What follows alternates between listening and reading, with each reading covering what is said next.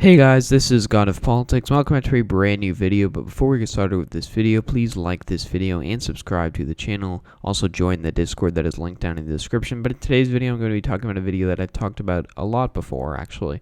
And that is, what if there's a 269 to 269 tie? What happens in that scenario? What are the scenarios that get us to a 269 tie? And then what happens after? Who ends up winning the election? I've talked about this before, but I'm just going to talk about it again right now because it really seems very plausible if we look at two scenarios, which I'm going to be looking at now. I'm going to be looking at those two scenarios and then what happens after you have a 269 tie. So just look at the electoral map here. I filled in the likely and safe states. Joe Biden's at 212, plus main at large, because I think that's probably going to go lean.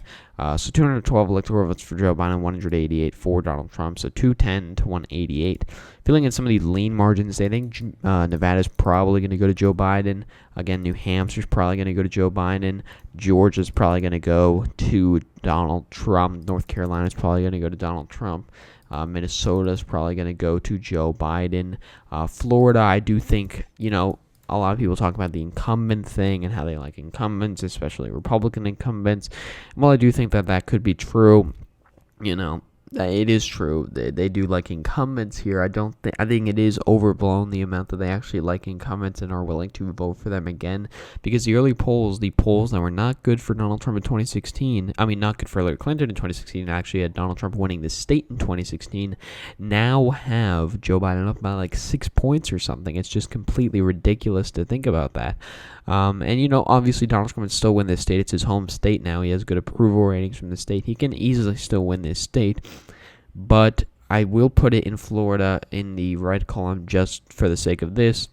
So then we come down to these 4 states plus Nebraska's 2nd district.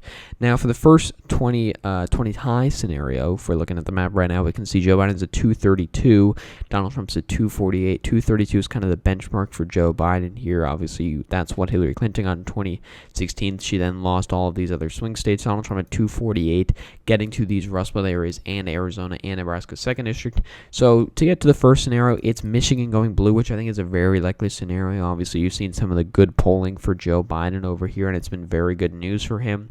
And, the polling has been very good, and that's going to be good for Joe Biden because while the polls were quite off in Michigan in 2016, not as bad as Wisconsin, they were pretty off. And even if the polls are as off as they were in 2016, I made a video about that. You should go check it out. Joe Biden will still end up winning the state by around a lean margin or something. And so I do think Joe Biden will win the state of Michigan. In the scenario, Pennsylvania also flips. Pennsylvania is a state. It's Joe Biden's hometown, home state. He hasn't lived there for very long, but he has connections to it. He has connections to the Philadelphia area because obviously Wilmington is a big part of that area. Wilmington, Delaware is where Joe Biden lives, I believe. And so that's going to be good for Joe Biden in terms of getting the state of Pennsylvania. And then the final state is Nebraska's 2nd district, actually a district, which is Nebraska's 2nd district. People underestimate that this area could go to the Democrats. It's a very suburban district. It's an area, obviously it has some exurbs as well, which are better for Donald Trump. But this is not a state where it has suburbs, rural areas, and urban areas. This is, mostly suburban, and that's going to be good for Joe Biden because these suburbs are trending blue. Well, you do have a far-left person, Kara Eastman, running on the congressional ticket against Don Bacon in Nebraska's 2nd district, which could hurt Joe Biden marginally, I do believe. I do think that Joe Biden's perfectly competitive in Nebraska's 2nd district, and he's able to win it. And then the states of Wisconsin and Arizona would go to Donald Trump. Arizona, the polling's not been good for Donald Trump right now. Polling that was good for him in 2016 and ended up being pretty much spot on here. So that's not a good sign for him, but I do believe that he can end up winning the state here, but it's going to be very tight, along with the state of Wisconsin, which I do believe could be the tightest state of the night here. The polling is not very good for him, but he was actually up in the polling when he was down in other states. This state seemed to be a bit more red than some of the other states due to the WOW counties like Waukesha County, Kenosha County, some of these other counties that are making the state more red. And so if we look at this scenario here, we can see Joe Biden's at 269 electoral votes, Donald Trump's at 269 electoral votes. And so this is a very plausible scenario. I do believe that, the chances of this exact scenario actually happening aren't, the highest ever, but, it's perfectly plausible that these states could go this way. I'll be looking at a second scenario here, which actually, if we just make all of these states toss up here, we get down, again down to these 4 states in a district. Nebraska second, I do believe, would go to Donald Trump, which is what I believe is more likely than not to happen. Pennsylvania would actually go to Donald Trump here. Pennsylvania is a state that Donald Trump can easily win. The polls are not good for him right now, but, he is at a low point right now, and I do expect him to bounce back at least somewhat before Election Day. While Joe Biden's remained steady, nobody's really that steady in an election, especially with all the rallies coming back. Could that help Donald Trump? I'll talk about that in the video tomorrow. But I do believe he still can win the state of Pennsylvania here. And then we got these final 3 states, which are Arizona, Wisconsin, and Michigan, which I'm going to all give to Joe Biden to make this a 269 to 269 tie scenario. And so if you look at this, you think Arizona can easily go to Joe Biden. He's doing very well in the polls. The trends are in his favor. The Senate race is in his favor, which will help him at the top of the ticket. Wisconsin, it's a state that's trending red, but you did do very well in the Supreme Court election. You have a lot of good turnout here.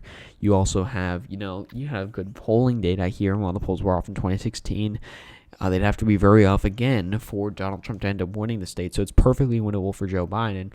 Along with Michigan, Joe Biden ended up winning Michigan, which I do believe is very likely as well. And so this, I would say this is the most likely scenario, but I do think that it might be a little bit unlikely for Wisconsin and Michigan to flip blue, but for Pennsylvania to not, because I do believe that Joe Biden will do the best, almost as good as Michigan maybe in the state of Pennsylvania in terms of the election, but this is entirely plausible.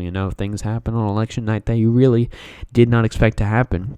And so this is another 269 to 269 tie scenario in which no candidate receives the majority of the electoral votes, which in this case is 270. And, now we think about it, what happens after that? So if we look at this 270 map here, the 115th Congress, so before 2018 elections, Republicans had 32 congressional delegations. So the way the presidential vote works, if there's a tie, is Congress votes by state. So California gets 1 vote. Whoever is the majority in the California Congress people, they get 1 vote from one party, and Wyoming also gets 1 vote. So before 2018, Republicans had 32, Democrats had 17 here. Democrats then gained 5. They gained Arizona, Colorado, Iowa, Virginia, as well as Maine here. Republicans also lost 6. They lost Michigan. Now it's a toss-up, 7 Republicans, 7 Democrats. And they lost Pennsylvania, which is now 9 Republicans, 9 Democrats. But you can see they are still past the magic number of 25 in this scenario, which is a majority. They're at 26 here. And I do believe it's pretty unlikely that they'll lose the majority in a gerrymandered state like Wisconsin, or a state where there's not many opportunities like Florida. Even if Democrats do have a very good night and win Michigan and Pennsylvania, which I don't think is going to happen, they'd still be at 26 to 24. Democrats would then have to flip Wisconsin, Florida, North Carolina. I see all of those as unlikely scenarios there. And so I really don't think that this is possible for Democrats, which really, if you look at it in retrospect, Republicans, the magic number was really 269, where for Democrats it was 270, because the Republicans have a majority in the delegations, whereas Democrats have a minority. So really, Republicans are, if they get to 269 electoral votes, when it's all said and done, they're going to end up winning the election, whereas Democrats need 270 to avoid this whole mess of a process. And obviously, it's a complete mess. It would cause division in this country. It would sow hatred in this country. It would cause a very riled-up Democratic base, assuming the Republicans ended up winning. And this is not what we want to happen. This is the doomsday scenario, but it's completely plausible to happen. And I'm kind of warning you, I guess, because it's completely plausible, and I do believe that it can happen. So thank you all for watching this video. Please like this video and subscribe to the channel. Also, join the Discord that is linked down in the description. So thank you all for watching, guys, and I will see you guys later.